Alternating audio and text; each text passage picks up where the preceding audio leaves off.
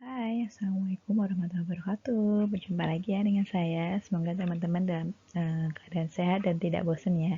Hari ini saya akan coba memaparkan bab 3 dan bab 4 ya pada MK mata kuliah perpajakan internasional ya di pertemuan ke 2 ya.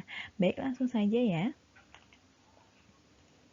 Untuk pembahasan yang pertama, kita akan membahas tentang yang namanya yurisdiksi pemajakan. Ini di bab 3. Nanti di bab berikutnya kita akan membahas tentang sumber penghasilan ya, itu ada di bab 4.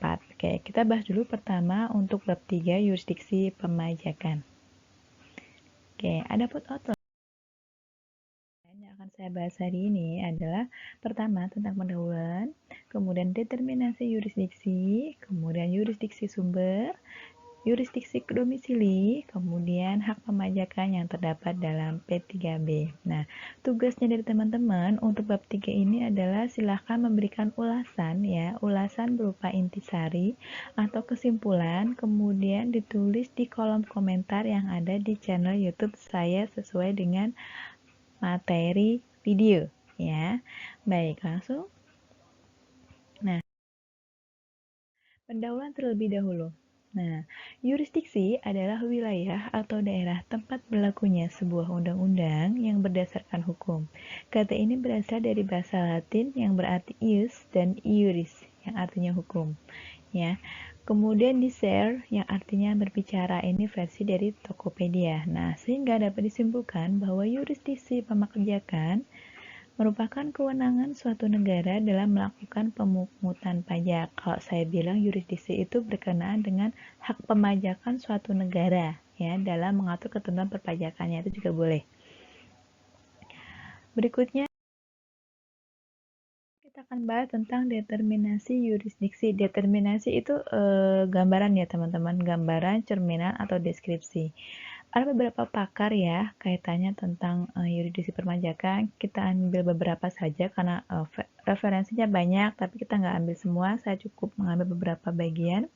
Yang pertama menurut Owen ya dan Muhana ya, yurisdiksi pemajakan merupakan kewenangan suatu negara untuk merumuskan dan memberlakukan ketentuan perpajakan. Sehubungan dengan itu, Konstitusi Indonesia telah mengukuhkan yurisdiksi pemajakan negara ini dalam pasal 23 ayat 2 Undang-Undang Dasar 1945 dan berdasarkan ketentuan konstitusi tersebut Undang-Undang Perpajakan diberlakukan. Ini maksudnya adalah Undang-Undang Perpajakan ya kawan-kawan ya.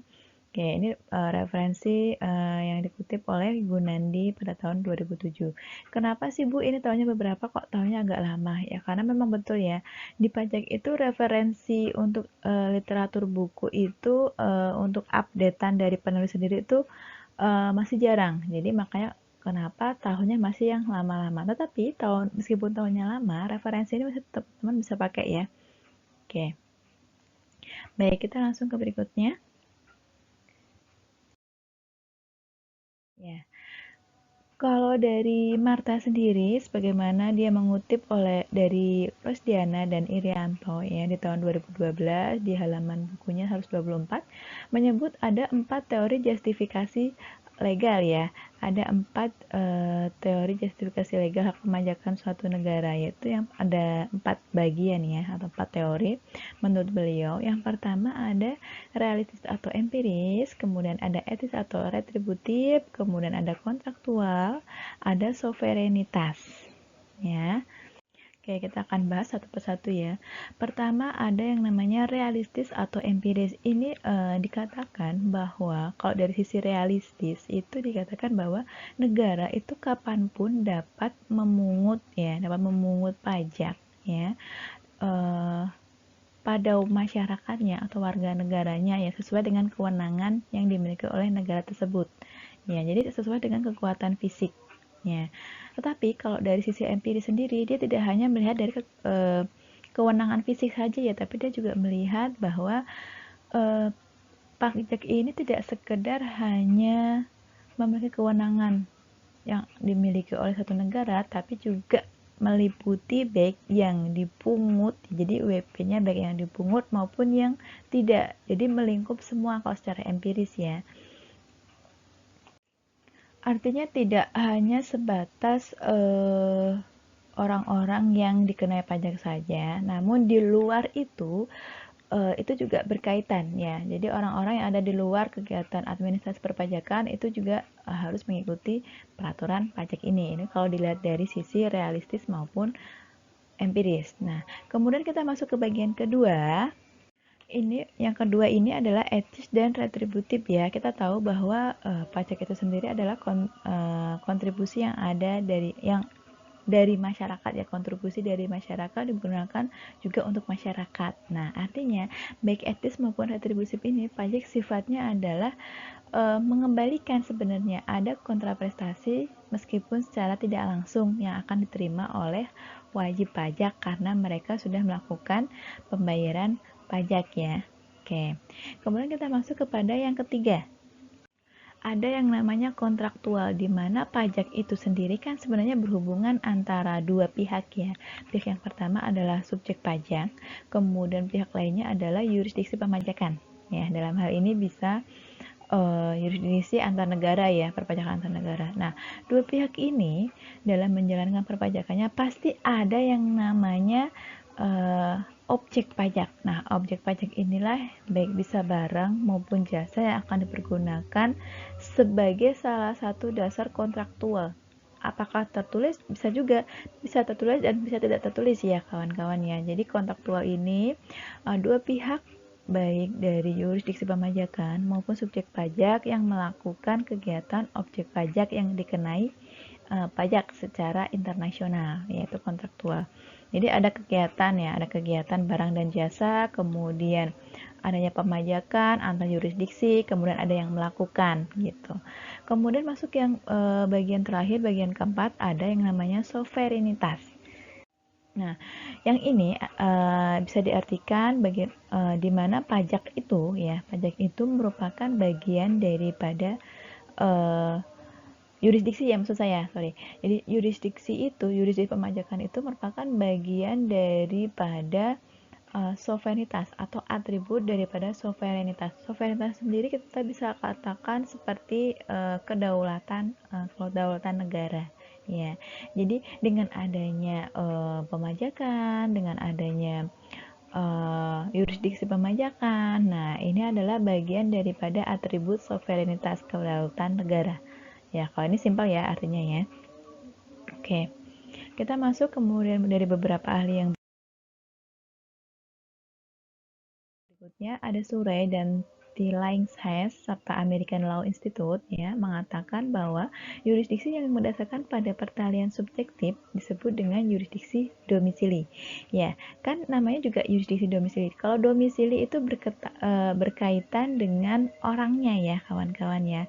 Subjektifnya, orangnya, di mana dia tinggal, di mana dia berada, di mana dia berkedudukan. Itu yurisdiksi domisili. Sedangkan yurisdiksi yang merujuk pada sumber penghasilan atau objek pajak disebut yurisdiksi sumber. Nah, kalau yurisdiksi sumber ini dilihat bukan dari subjeknya, tetapi dilihat dari objek pajaknya. Berarti apa sih yang dikenai? Ya, apa sih yang dikenai pajak? Nah, itu yurisdiksi sumber. Ya, bisa di dalam negeri, bisa di luar negeri. Berdasarkan ketentuan pasal 22 Undang-Undang PPH, Indonesia membangun yurisdiksi pemajakannya berdasarkan dua nexus ya. Nexus itu pertalian ya teman-teman. Ada dua, yang pertama adalah pertalian subjektif, di mana pertalian ini memperhatikan status wajib pajak ya, bisa tempat tinggal, bisa keberadaan yang tadi saya sudah ungkapkan. Kemudian ada pertalian objektif, ini berdasarkan kepada sumber penghasilan. Oke, jelas ya. Berikutnya kita akan membahas tentang yurisdiksi sumber. Oke, menurut asas sumber atau source principle, secara umum, fiskus suatu negara berwenang mengenakan pajak atas penghasilan yang bersumber dari negara tersebut, ya. Memperhatikan domisili pajak, karena ini sumber ya. Indonesia menganut asas sumber. Dengan demikian, setiap penghasilan yang bersumber atau berasal dari Indonesia dapat dikenakan pajak oleh Fiskus Indonesia.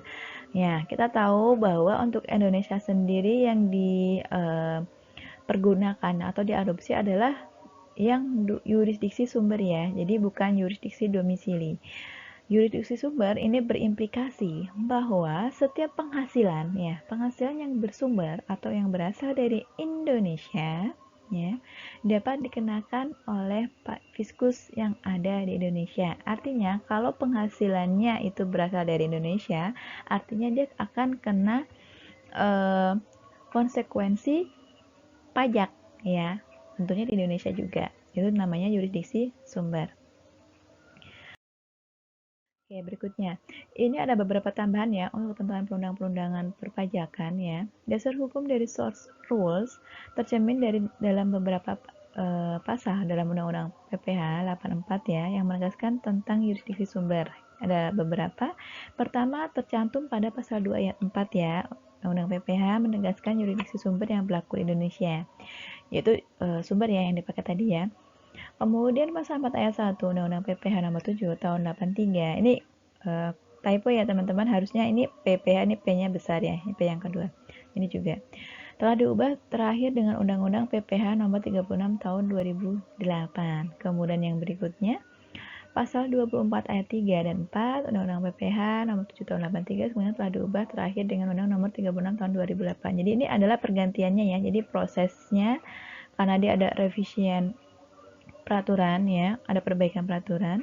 Kemudian di pasal 26 ayat 1 Undang-Undang PPH nomor 7 tahun 83 sebagaimana telah diubah terakhir dengan Undang-Undang PPH nomor 36 tahun 2008. Artinya yang paling up to date adalah nomor 36 tahun 2008 Undang-Undang PPH. Gitu ya. Baik. Berikutnya kita akan masuk kepada yurisdiksi domisili. Beberapa pakar perpajakan berikut mengemukakan aturan dasar daripada yurisdiksi domisili. Jadi kalau yang tadi adalah aturan dari domisili sumber ya. Kalau yang sekarang adalah yurisdiksi domisili. Oke. Menurut Westburn, ya, menyatakan bahwa yurisdiksi pemajakan berdasarkan tempat tinggal antara lain didasarkan pada prinsip manfaat yang berarti bahwa hak pemajakan terjadi di wilayah hukum di mana pembayar pajak menerima manfaat dari kesejahteraan sosial, infrastruktur, pendidikan, kegiatan pemerintah lainnya yang dibayar dari pajak yang diterima atau diperoleh pemerintah. Ini versi menurut Westburn. Oke, berikutnya ada Mansuri ya. Mansuri itu mengemukakan penentuan subjek pajak dalam negeri berdasarkan atas tempat tinggal atau keberadaan orang pribadi yang bersangkutan di suatu negara disebut dengan residence criterions. Ya, bahasanya sedikit berbeda ya teman-teman ya. Oke, jadi penentuan subjek pajak orang pribadi Undang-Undang PPH sebagai Undang-Undang Domestik Indonesia pemakai satu macam kriteria. Jadi kalau yang di Indonesia itu lebih cocok menggunakan kriteria resident criterion, sedangkan untuk badan kalau ini untuk orang pribadi ya lebih cocok dipakainya resident criterion, sedangkan untuk badan sendiri digunakan dua macam nih ya, ada fiscal domicile criterion, ada yang namanya incorporation criterion ya. Jadi menurut Mansuri itu dia menggunakan kriteria baik untuk BP badan ya, ada dua criterion, ada fiscal domicile criterion sama incorporation criterion. Ini intinya sama ya teman-teman, seperti ini ya, ini sama. Jadi subjek pajak yang dalam negeri itu didasarkan karena atas tempat tinggal atau tempat keberadaan ya. Kalau badan berarti ya tempat kedudukan bisa. Kemudian kalau untuk orang pribadi hanya satu kriteria yaitu residen berdasarkan tempat tinggal ya. Oke. Kemudian lanjut ke berikutnya. Oke, ini juga ada beberapa tambahan ketentuan perundang-undangan perpajakan ya. Yurisdiksi domisili diatur dalam pasal 2 ayat 3 Undang-Undang PPH 84 tentang subjek pajak PPH. Ya. Berikut yang pertama orang pribadi. Yurisdiksi WPOP ya, wajib pajak orang pribadi didasarkan pada, jadi dilihat dari status personal ya, personal alliance change ya. Kemudian ada economic alliance change, ada kaitan ekonomis, kemudian properti ya, kepemilikan, kekayaan yang terletak di negara pemungut pajak, ada kriteria. Jadi yang diperhatikan adalah ada status personal, kaitan ekonomis, sama kepemilikan atau kekayaan. Kemudian kalau untuk dari badan sendiri, kita bisa melihat dari tempat pendiriannya sama fixed base-nya, tempat kedudukannya. Oke. Yang terakhir kita akan membahas tentang hak pemajakan yang terdapat dalam P3B. P3B sendiri adalah penghindaran perjanjian pajak berganda ya. Nanti kita akan kupas di bab berikutnya yang akan lebih lengkap ya. Kalau ini cuma di tiap bab diselipkan beberapa, tapi tidak lengkap, tidak detail. Nah, bagaimana sih kalau misalkan P3B ya? Di P3B ada tiga kategori pemajakan ya, khusus untuk P3B ya, atau tax treaty.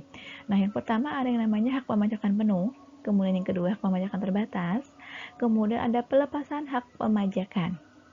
Nah, kalau kita jelaskan satu persatu seperti ini, hak pemajakan penuh atau exclusively tax right ya.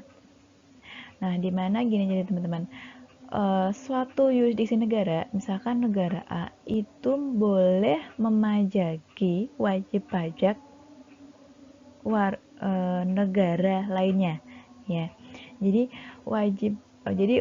yurisdiksi perpajakan negara A itu dapat memajaki wajib pajak yurisdiksi negara B ya, tanpa ada pembatasan. Jadi full, penuh, exclusively ya.